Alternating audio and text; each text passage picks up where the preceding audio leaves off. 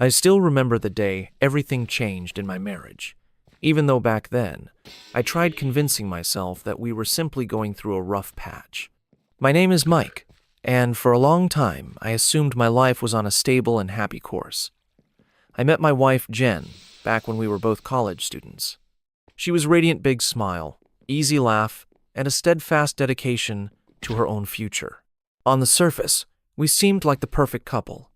Two ambitious people forging a life together, excited about the success we believed was just over the next horizon. The early years flew by in a whirlwind of late-night study sessions, part-time jobs, and an almost childlike belief that we could conquer the world by holding hands and showing determination. After graduation, I threw myself into starting my own consulting business. At first, it was a nightmare schedule, 80-hour work weeks, living off energy drinks, and seldom finding time to sleep. Jen insisted she was on board. She even offered to press pause on her own teaching career to help me build something meaningful. At the time, I was filled with gratitude for her support, convinced she was the most selfless person I had ever encountered. But let me warn you, sometimes the biggest illusions are the ones we dearly want to believe.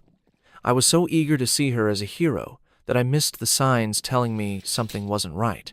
I told myself her encouragement was genuine, that her occasional criticisms were just tough love. I ignored that invisible tension that started creeping in during our 4th year of marriage. I wanted so badly to hold on to the early glow that I never questioned what she might want in return. I realized something was off not through a single dramatic incident, but from a slow trickle of suspicious clues. Jen began asking oddly specific questions about my finances, the exact amounts I earned each quarter, how much the business was valued at, and what hidden assets I might have accumulated. I brushed it aside as her new interest in our financial standing, but it felt so characteristic. She had never cared about that stuff before.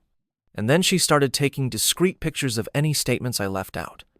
One night, I discovered her rummaging through files in my home office. She claimed she was organizing, but I'd never known her to be meticulous with paperwork. Those suspicions grew with each passing day. Meanwhile, she dove deeper into our local church community, joining women's groups, organizing charity events, quoting Bible verses on social media. On one level, it seemed like a wholesome pursuit, and I tried to be supportive. But on another level, I noticed her newfound piety coincided with how distant she was becoming with me. We used to share everything. Now she barely asked about my day. She seemed to be checking a box whenever she had to converse with me. The words felt scripted, not the easy, genuine banter we used to have. The next development was even more alarming. She began changing her routine drastically, late nights at Bible study, weekend getaways that made little sense, and a protective stance over her phone. She'd leave the house wearing one outfit and return in another, offhandedly explaining that she spilled something and had to change. I started to worry, though I kept telling myself these were just coincidences.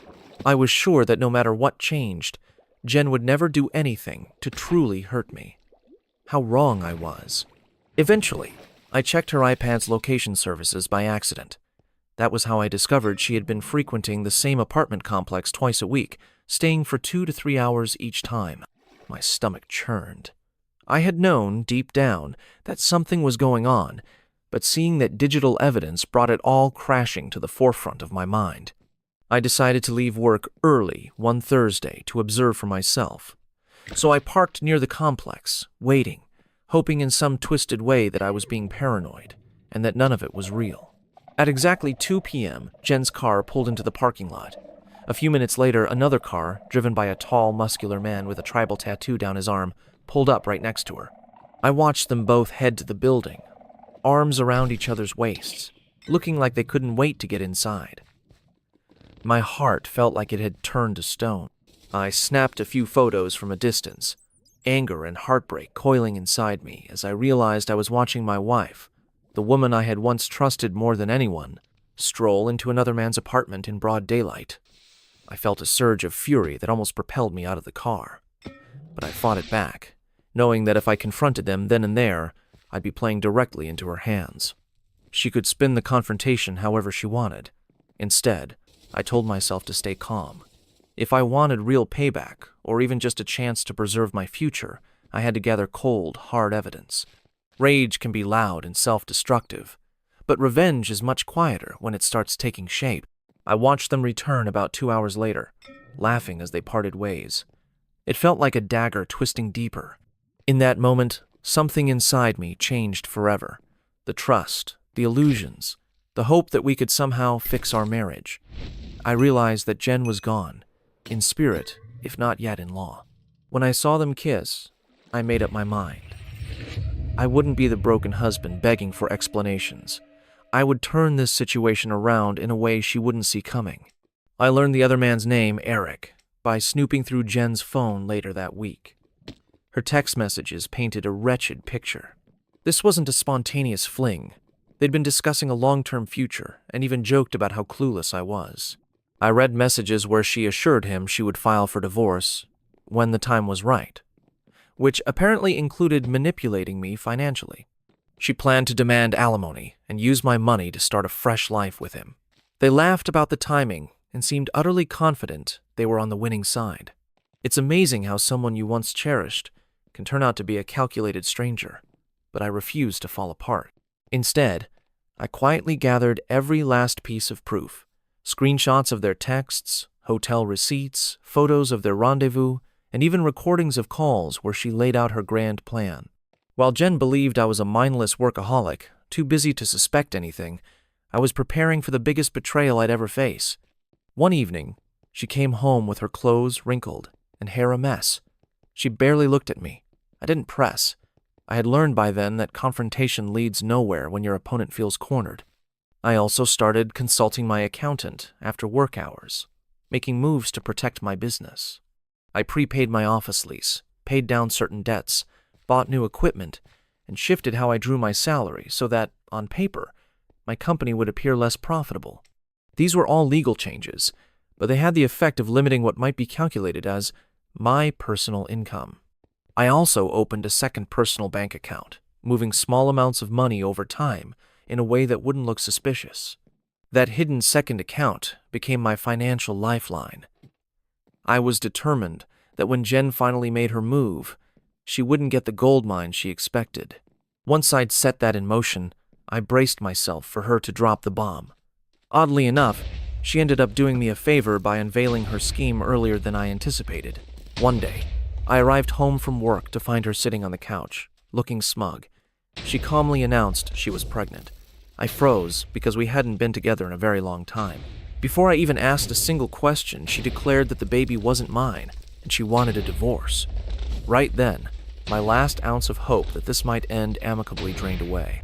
She stared at me with a strange mixture of triumph and coldness in her eyes. She said she would be seeking alimony because she had put her career on hold to support me, and she believed the law was on her side. In that instant, she thought she had delivered the ultimate checkmate. But what she didn't know was that I'd already gathered everything I needed to turn her entire world upside down. I gave her the mildest, laziest smirk I could muster. Confusion flickered on her face. I could almost see her bracing for me to beg and plead. Instead, I simply said her lover's name and watched the blood drain from her cheeks. She tried to backpedal, demanding that she had no idea what I was talking about. I calmly referenced Tuesday and Thursday afternoons, the particular hotel she preferred, and even how her so-called Bible study conveniently ended after midnight. She started to panic, shouting that she knew her rights and the law would ensure she got a generous settlement. She had no clue I had quietly reshuffled my finances weeks ago. We barely spoke over the next 2 weeks apart from logistical matters. She moved in with Eric almost immediately. She filed for divorce on the grounds of irreconcilable differences, which in plain language meant she was jumping ship to be with another man while carrying his child. The first 3 lawyers I met were pessimistic about my chances of avoiding hefty alimony. They shrugged and said that in our state, marital misconduct didn't weigh heavily in court. Cheating wasn't enough to reduce a spousal support ruling. But I refused to accept that fate. I found a lawyer named Paul, who level-headedly told me I might still have to pay something, but we could strategize to minimize the damage. I showed him my restructured finances, and while he couldn't praise or encourage the steps I'd taken, it was clear he understood my plan. As a result, my official financial picture wasn't as rosy as Jen believed. She would definitely try to paint me as someone rolling in cash, but our evidence would show I had more expenses and obligations than she assumed. When the court date finally arrived, Jen and her lawyers showed up with an air of smug assurance. She was dressed modestly, looking almost saintly, which would have been laughable if not for how seriously the judge seemed to take her demeanor. Her lawyer argued that I owed her a substantial monthly alimony because she had supported me in my business and had no job of her own. Our attempt to bring up her adultery and pregnancy by another man was brushed aside by the judge. No-fault divorce laws rendered the scandal largely irrelevant in that courtroom. It nearly made my blood boil to see her smirking as the judge announced I'd have to pay $4,500 a month for 4 years, or until she remarried. It felt unjust, but it was also a lower number than it might have been before I made my financial moves. She and Eric seemed to celebrate in my presence, with Jen calling him the moment we walked out of the courtroom to exclaim, "We won! He has to pay!" I stood there, silent, letting her think I was beaten. In reality, I had the perfect ace up my sleeve, and she was about to feel the impact of it in the only place that truly mattered to her, her social standing in that church she adored. Nothing gave me quite as much dark satisfaction as assembling my detailed package of evidence. It included a DNA test confirming the child wasn't mine, text messages showing explicit conversation between her and Eric, and photos of them entering hotels. On top of that, there were recordings of her gossiping about church members, mocking them for being prudes. I wrote a simple, civil cover letter to the church elders, explaining that I had discovered my ex-wife's conduct, which ran counter to the values she publicly preached. I emphasized that she was still leading various ministries, effectively living a double life. I dropped the folder off at the church one Sunday morning before services began. Then, I went home and turned off my phone. When I checked it hours later, I had 6 messages from acquaintances who attended that church. They said people were running around in an uproar, that Jen was in crisis mode, and that the pastor had called an emergency meeting of the elders. The meltdown happened faster than I anticipated, and seeing it all unfold made me realize how tightly knit that religious community was. Their reaction was swift, brutal, and exactly what I expected. They expelled her from ministry positions, publicly disciplined her for adultery, and basically turned their backs on her overnight. To say Jen was furious would be an understatement. She called me, leaving a voicemail so loud and loaded with rage that I could hear her breathing heavily between insults. She accused me of ruining her reputation, destroying her family connections, and sabotaging her future. I didn't bother responding. I had no interest in a screaming match. Church gossip, especially in a small religious community, works faster than any rumor mill I'd ever seen. By the end of that week, her father, who was a deacon, had stepped down from his role while they sorted things out. Her mother stopped speaking to her out of sheer disappointment. Eric, the so-called youth pastor, apparently realized he'd signed up for a fiasco. He bailed out of the relationship with Jen not long after she moved in. He didn't want to deal with the fallout, especially once the baby news circulated publicly. The church subjected Jen to a formal disciplinary hearing. They effectively called her out as an adulteress in front of everyone, which is a devastating blow in a community that prides itself on strict moral codes. She ended up losing her volunteer roles and a part-time teaching gig at a local Christian school. Her entire sense of purpose crumbled in a matter of days, and she found herself isolated, pregnant, and with nowhere stable to call home. One of our former neighbors texted me a few weeks after the scandal broke, mentioning they had seen Jen living out of her car in a Walmart parking lot. When I drove by to check, I saw her old Honda parked in the far corner, a faint light glowing from her phone as she sat behind the wheel. I could have confronted her, but I decided there was nothing left to say. All the anger I once felt had given way to a sort of hollow finality. She had made her choices, and now she was living with them. A couple of days later, she called me again. This time, her voice was flat and weary, telling me she had lost her job, that the baby was still on the way, and that her parents were refusing to take her in. She said she was sleeping in her car, that she had no options, and that she felt I was the only person left who could understand her predicament. I reminded her she was receiving monthly alimony, enough, theoretically, to afford a small place. She said it wasn't enough to cover both rent and her car payments, that she was drowning in debt, and that all her friends had cut her off to avoid the church drama. I won't lie and say I felt no satisfaction at all. Part of me remembered every betrayal, every snicker she shared with Eric about how clueless I was, every plan she made behind my back to bleed me for alimony and leave me blindsided. Still, seeing her brought so low was a strange experience. I told her coldly that it was her problem to solve now. She begged for forgiveness, claimed she never meant to hurt me as badly as she did. I ended the call, letting her sob on the other end. But I had one more card to play. I was still paying monthly alimony, and it was a constant thorn in my side.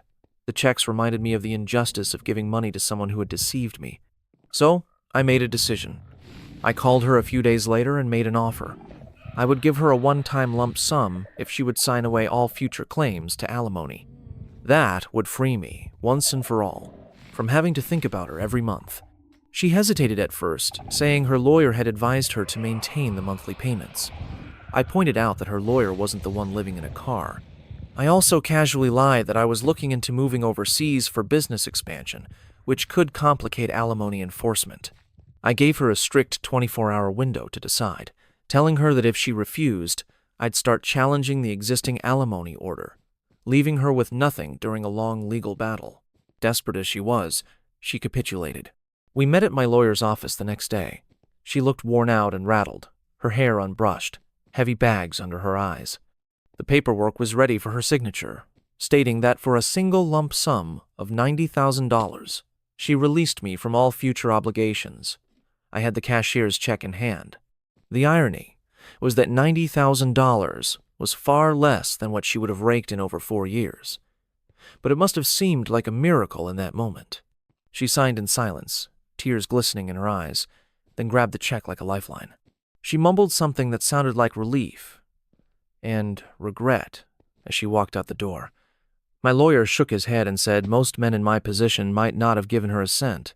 I told him the lump sum was worth it to sever her hold on me once and for all. I was done letting her existence creep into my every month. A few legal formalities later, she was off my back, and I felt a release of tension like I hadn't felt in years. I heard through the grapevine that she squandered that money within 4 or 5 months. She paid down old credit card bills, got a small apartment for a short time, and used the rest trying to maintain the same lifestyle she had during our marriage. Unsurprisingly, it didn't last, and neither did her illusions of an easy new beginning. She had the baby, a boy, and Eric, unsurprisingly, failed to step up. He owed child support but rarely paid. He had transferred to another church across the country, leaving Jen utterly alone. She tried applying for teaching positions at other Christian schools, but word had spread. Her reputation as the woman who had been publicly disciplined for adultery followed her, and few places wanted that headache. Public schools needed up-to-date references and credentials she didn't have. Last I heard, she was working a call center job, barely scraping by. Her parents eventually softened enough to help babysit occasionally, but they never fully forgave her for how she brought scandal upon the family. Her old circle of friends was nowhere in sight. In a way, I got exactly the revenge I once craved. She lost everything she valued, her reputation, her stable living situation, and her standing in her church. Yet, the more time passed, the less I found myself taking pleasure in her downfall. It was simply the end of a chapter. I'd started rebuilding my life, focusing on my business, which rebounded once I could direct my full energy toward it instead of living in emotional turmoil. Eventually, I met someone new. We're living together now, and while I'm in no rush to get married again, she's a force of nature, driven, compassionate, and honest in a way Jen never was. I ran into Jen once at a gas station, about 6 months after everything. She was heavily pregnant, or possibly had just had the child. I couldn't tell from the baggy clothes. She was driving a battered old car, not the newer model she used to have. The conversation was stilted and lasted maybe a minute. She tried to apologize, said she was sorry for everything, that she made a horrible mistake. She admitted the lump sum was gone, leaving her with almost nothing. I nodded, not out of sympathy, but in acknowledgement. Then I calmly told her I had moved on. The look on her face was pure sorrow and regret, but that regret was her burden to carry. All in all, I learned a powerful lesson about trusting my instincts and gathering solid evidence when betrayal is suspected. It might sound calculating, but in a world where the law doesn't always protect the faithful spouse, you have to protect yourself. If you're dealing with a cheating partner, document everything.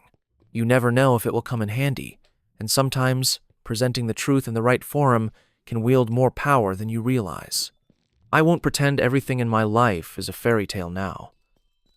Divorce and betrayal leave scars that take time to heal. There are days when I remember how much I cared about Jen, and it stings to know how callously she used me. But those days become fewer and farther between. My consulting firm is flourishing.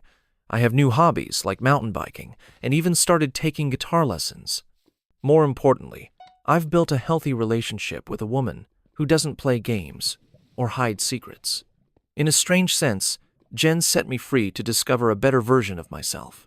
That's the story, laid out with all its chaotic twists and gut-wrenching truths. Looking back, I can't help but feel there's a poetic justice in the way everything ended. She thought she'd be riding off into the sunset on my dime, but she only managed to dismantle her own life. I've chosen to leave her in the past where she belongs, a cautionary tale about what happens when greed and deceit consume a person. Sometimes, the worst thing you endure becomes the spark for the best life you can imagine. If you find yourself in a similar situation, I hope my experience drives home one crucial message. Protect yourself, emotionally and financially. Gather proof, stay patient, and let your adversary think they have the upper hand until you're ready to act. Because once you burn the bridges that need burning, you can walk forward without looking back, free to embrace the future you truly deserve. And in the end, that future can feel like a gift you never saw coming. Thank you for joining me on this story. It's been a roller coaster of betrayal, hidden truths, and an unexpected turn of events that flipped the power dynamics overnight. I won't be updating further on Jen's struggles because, honestly, I've moved on. Life is too short to dwell on those who betrayed us, especially once we've claimed a brighter path. If you're dealing with heartbreak or a manipulative partner, never forget, you can come out stronger on the other side, as long as you remain patient, prepared, and unafraid to protect your own future.